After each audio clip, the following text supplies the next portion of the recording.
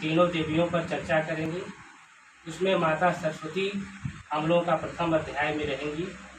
माता सरस्वती पर आज का हम लोग चर्चा करेंगे कि माता सरस्वती का हमारे जीवन जगत में क्या प्रभाव पड़ता है, उस पर जो है हम लोग अपना विचार व्यक्त करेंगे। तो इस पर मैं अपने लिटिल फ्लावर हाउस के आयुष से चर्चा करूंगा कि देवी देवताओं का हमारे जीवन में क्या प्रभाव पड़ता है।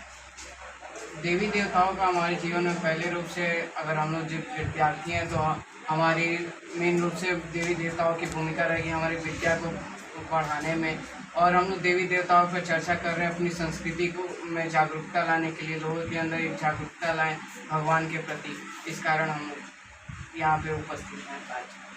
तो इसके लिए हमें सबसे पहले ये जानना होगा कि सृष्टि की संरचना सबसे पहले कैसे हुई। सृष्टि की संरचना भगवान ब्रह्म ने की। उन्होंने त्रिदेव बनाया जो एक पालन करते हैं और एक संहार करते हैं और जो पूरी सृष्टि को संभालते हैं। ब्रह्मा जी ने सृष्टि की संरचना किया। ब्रह्मा जी जब सृष्टि की संरचना की तो उस समय उनकी सहयोगिनी देवी का नाम आता है। वो कौन सी देवी है जो ब्रह्मा जी का सहयोग की? वे वाग देवी सरस्वती हैं। वाग देवी सरस्वती। तो माता सरस्वती की उत्पत्ति का कारण क्या था? माता सरस्वती के उत्पत्ति का मूल रूप से कारण यह है कि सबको विद्या का ज्ञान हो सके। माता सरस्वती के उपस्थिति में सबको विद्या ग्रहण हो सके मूल रूप से। अगर हम कहें कि माता सरस्वती के कितने रूप हैं जो इस जगत में विद्यमान हैं, तो आप क्या उसके बारे में बताएं? माता सरस्वती के अनेक रूप हैं। उन्हें वीणा की देवी कहा जाता है और वाक देवी कहा जाता है। वीणा वादनी संगीत के भी रूप में माता सरस्वती विद्यमान है। अगर संगीत के साधक को माता सरस्वती की उपासना करना है तो वह किस रूप की उपासना करेगा? संगीत के साधक को उपासना करना है तो माँ शारदा वीणा वादनी माता का उपासना करेगा।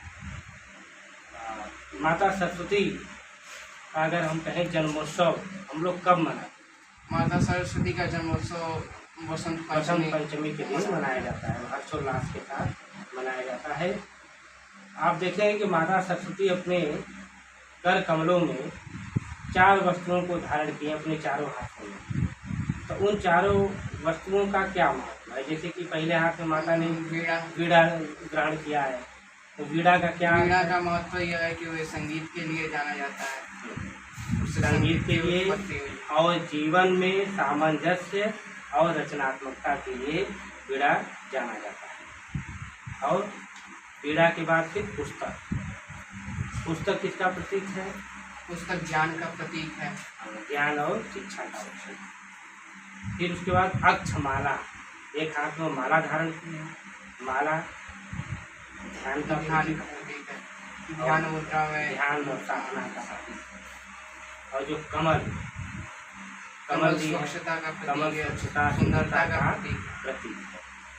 तो माता सरस्वती अपने विद्यार्थी, अगर विद्यार्थी माता सरस्वती का प्रार्थना करे जिससे उसको लाभ प्राप्त हो, तो वह कौन सा प्रार्थना गाएगा?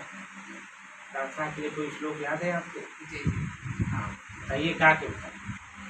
शुक्लां ब्रह्म विचार सार परमा मध्यम जगद्व्यापिनीं वीणा पुस्तकधारणीम् अभयदां जड्यान्धकारपहां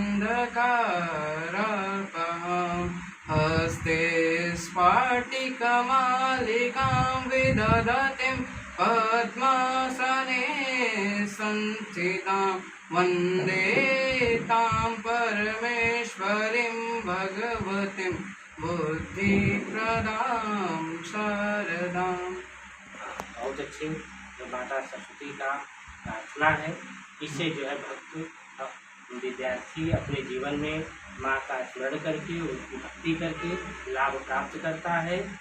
और इसी के साथ हम लोग आज माता सरस्वती का वंदन और चिंतन किए। और अगले वीडियो में हम लोग माता दुर्गा का चिंतन करेंगे, उनके भक्ति भाव को समझेंगे। जय हिंद, जय भारत।